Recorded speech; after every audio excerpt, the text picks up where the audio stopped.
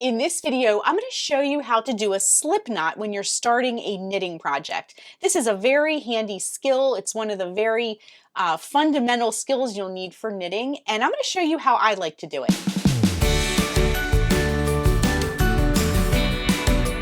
So for this tutorial, I just have a pair of US 11 knitting needles and some bulky weight yarn. So for the yarn you'll be using, if you're not sure what needles to use with it, just check your yarn label for the recommended needle size and you'll be just fine.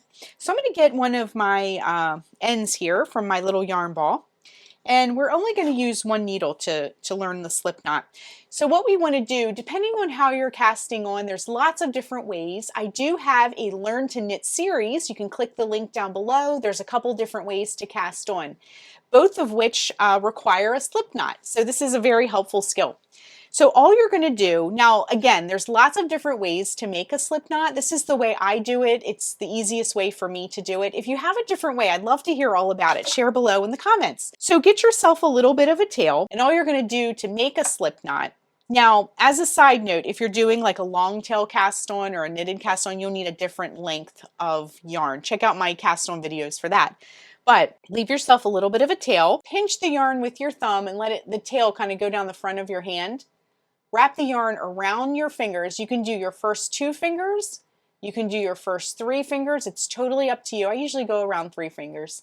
And then you're going to kind of pinch it again with your thumb. So we just made a loop, sort of back your fingers out of there so you have a loop. Now take your yarn. The yarn that's attached to your yarn ball is called the working yarn. You may see it that way sometimes, called that. That's the yarn we're going to use. So the yarn that's attached to your yarn ball, bring that behind that loop that you just made. We're still holding on to everything. And I like to take my middle finger and just kind of like hold everything into place. Now grab your needle and we're going to reach into this loop and bring up this, remember that middle piece here? See there? We're just going to reach in and bring up that loop. And then kind of like grab these bottom tails here that you see and sort of pull them down. As you can see, my knot is tightening up. Just like that. So I just pulled them both at the same time. Now our loop, our slip knot on our needle is way too big. See how loopy it is? So in order to kind of snug that up, all you're going to do is you're going to grab these 2 ends and just pull them apart. When you pull them apart, it snugs it up against your needle. And that is how you do a slip knot.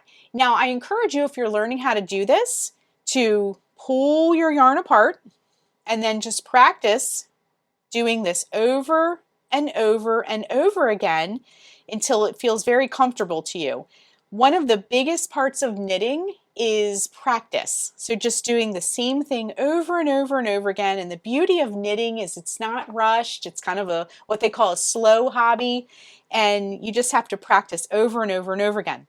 2 helpful tools when you're learning to knit is the slow motion feature on YouTube. You can use that. And also the bar here at the bottom. You can back up the video at any time to rewatch any part of this video. So again, check out my Learn to Knit series where we go through some casting on, binding off, the knit stitch and the purl stitch as well. When you're ready to do a project, I also have some free knitting patterns here on the channel as well. So check out that. I'll put all the links down below so you can kind of browse them. Thanks so much for watching, and be sure and click the subscribe button to get all the latest Sparkle and Splatter video updates. I will see you in the next video. Bye everyone!